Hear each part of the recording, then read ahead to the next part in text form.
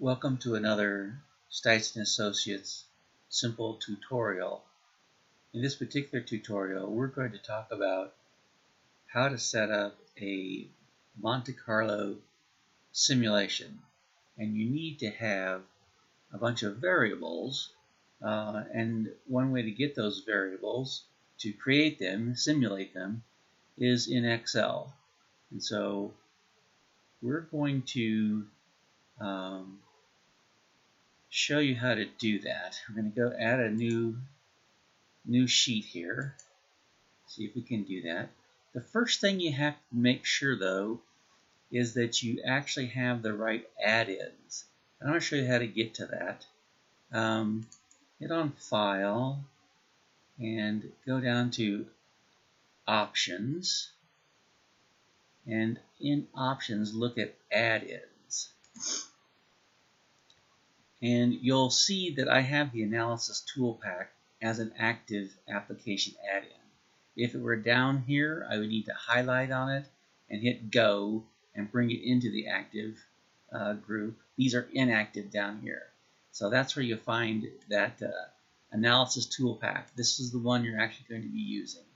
So we're going to just drop out of that. And as soon as you get that in, those add-ins running, then if you come over and you click on Data, over here on the far right you'll see Data Analysis. And this is where you can now create those random variables that you need to set up a Monte Carlo simulation. And we're just going to go ahead and do one here. It's easier to just show it than to talk about it. So we're going to Data Analysis, and you're going to want to pick the random. There's all sorts of things you can do here, but for this we're going to use a random number generator. Hit OK. Now here we can generate a number of variables. This is actually columns across, and number of random numbers is the rows down. So it's kind of convenient to use kind of a matrix. So you can say, like, you want 5 columns and say 10 rows. That's going to give us a grand total of 50 random variables. And we're going to pick the distribution as a normal distribution. That's often what we want to use. And now we see we get to select the mean. And here we'll say 5 and a standard deviation, and why don't we make it 0.5. Then we have an option here of a C, random C. This is where a value that the program takes and then begins to generate a random variable. If you set this number, you can actually recreate the same pile of random numbers. But we're not going to do that in this case. We're going to pick the output range because we're going to want this range to start right there and fill us in a bunch of random numbers.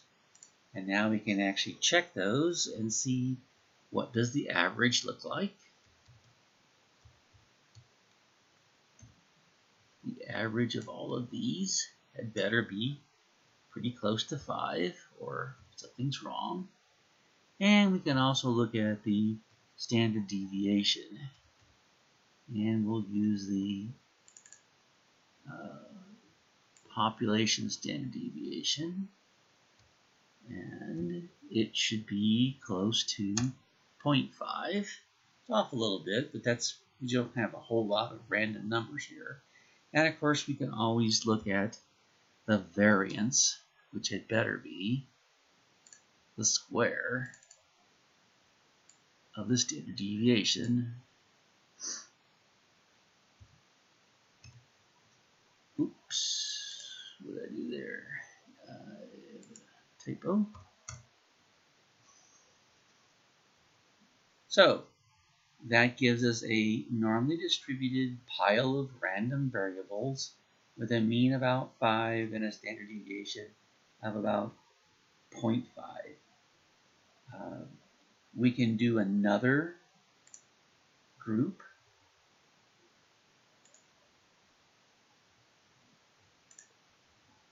And let's make this one the same number of them, but the mean is going to be 8. And the output range is now, we want it to be here. And we set that up, and we copy and paste our little calculation, see how well we did. And it comes out pretty decent. Now we can use these variables, so you can see that this is what we came out with. We can actually use these variables in a calculation that we put over here, and we can generate 50 random calculations, and that's our simulation. I've actually done this for the example that we have on the blog, and here's some of the things I got. And I did it with more numbers. What is this? 15 by 20. And you can see the mean is 5 and the standard deviation is 0.5. And then we scroll down and we see that the mean of this is 8. Standard deviation is 0.5. Then we scroll over here. We actually did the calculation where we have x squared plus y, and we get results like this. And we'll talk more about that back in the blog.